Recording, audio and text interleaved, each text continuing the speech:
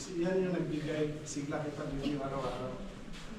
And nung maliit pa si Padre Pio, dito siya naka-receive na in 1910, dito siya naka-receive ng stigmata. The first time na na-receive niya ang stigmata was in 1910. And take note na 1910. Akit natin sa baas mamaya, makikita ninyo kung anong year na reconfirm yung stigmata niya. So ito yung punong kawayan. This was Padre Pio. At the age of 24, na-receive niya ang stigmata, the sign of Passion of Christ.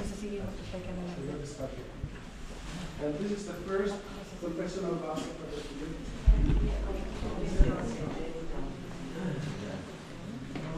Bago pa lang siya pare, and he was very excited na because problema na tulad ng confessional vows, bully siya ng para hindi siya magpapakumpisa. Kasi ayaw ng level din ng mga confession. Ano yung narinig niyo yung ng pare kanina, di ba? Repentance and confession. Kahit ang gano'n natin ka makasasala, ano pa rin tayo, makasalanan. Basta mag-repent lang tayo, pinapatawad tayo ng Panginoon. Kahit ilang beses tayo magkasala, ilang beses din tayo pinapatawad ng Panginoon.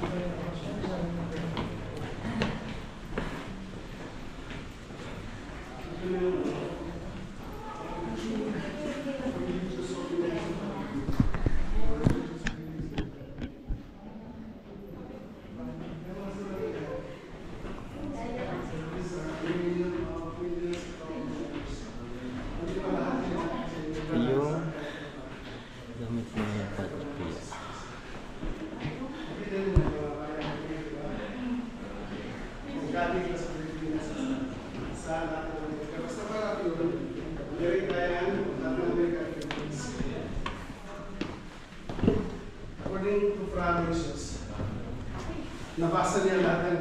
Tingnan niyo, diba, probukas yan. Nabasa niya lahat yan. At na-reply niya lahat. And some of these letters, during those times, nag-contain of pera. Yung pera na yan, most of this money went to the church. Yung pinana nila. Maraming nag-donate. Diba, mahilig ang tayo ng mga defensor, diba? Tapos, ito yung simbolo na ginagamit ko pag-exposition of the Blessed Sacrament.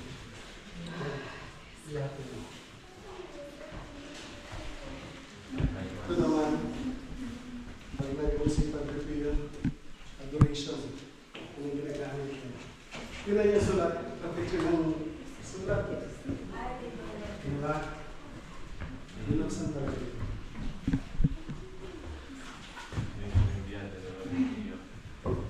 Ito yung favorite na para sa adoration.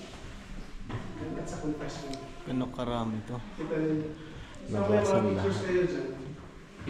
Pwede nyo isingin dito para sa amin. I-pray ka ng mga Franciscans, ng mga Capuchin. Ito yung pag nagpapakonfess sa Padre Pio. Ito yung ginagamit ko. Pag summer, kasi ano yun. Ilan nila ito dahil yan yung original na ano sa convent kasi wag convent ng part na to. So, just be careful. Ito yung ano, pag nag-celebrate si Patrick yung bata-bata sa Pilipino. Diyan sa, ano, sa chair na yan, yun yung main celebrant na chair sa isa. This is the ordo. At kung makita ninyo yung picture doon, ito yun siya. Diba? Yan sa aking picture doon. So yung complete ano ni Pagpapilya. Sino nag-receive ng relics? Hindi ng relics.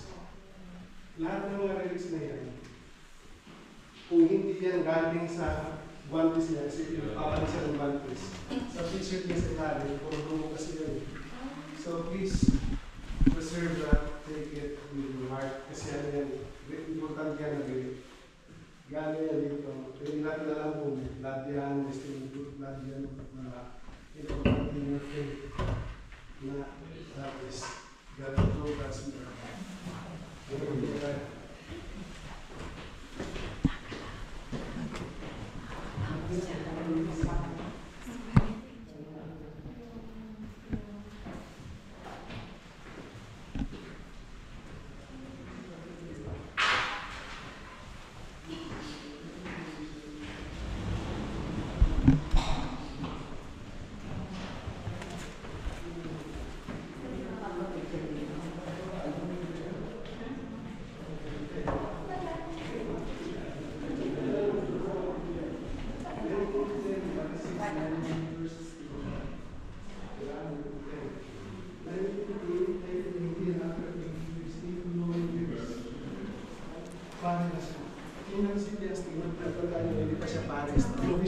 Novice ba? Kagaya ng dalawa ko. Seminarista pa lang siya. Na-receive na yung stigmata. Pero 1918, yung kayo nasa bus, ilang taon siya naging pare ng seminary? 7 years, di ba? So this is the first year na naging pare siya. September 20, kailan namatay si Padre Pio? September 23, di ba? 1968. So, ano niya yung number? Baka tatayan sa loto. September 20, 1918. Namatay siya September 23, 1968. 8 ang last one na ano. And then September. Tatayo lang si Kuya. Parang tugma eh. O, diba? Parang hindi siya coincidence. It's a God's plan. So ito yung sa Padre Pio yung ano niya. Hindi kaya na-suicide?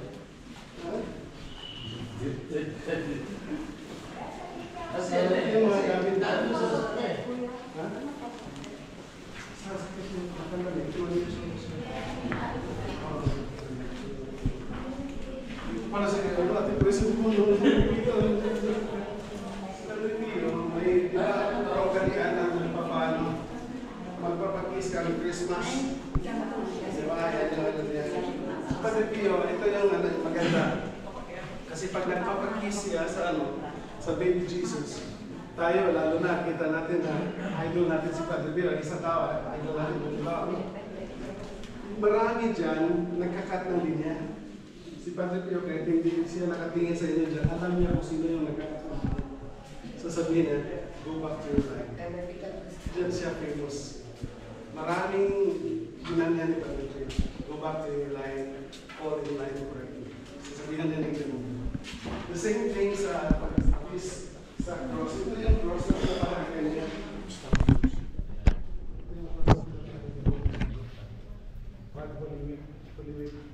And then, ito yung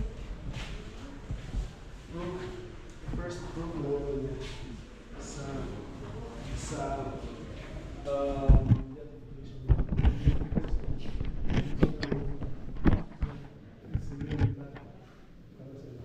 and then it was tested na talagang hindi kumaling yung ano yan. Kaya kung ang doktor na yung United Nations at the Vatican, ito talaga siya. So, yung first facility.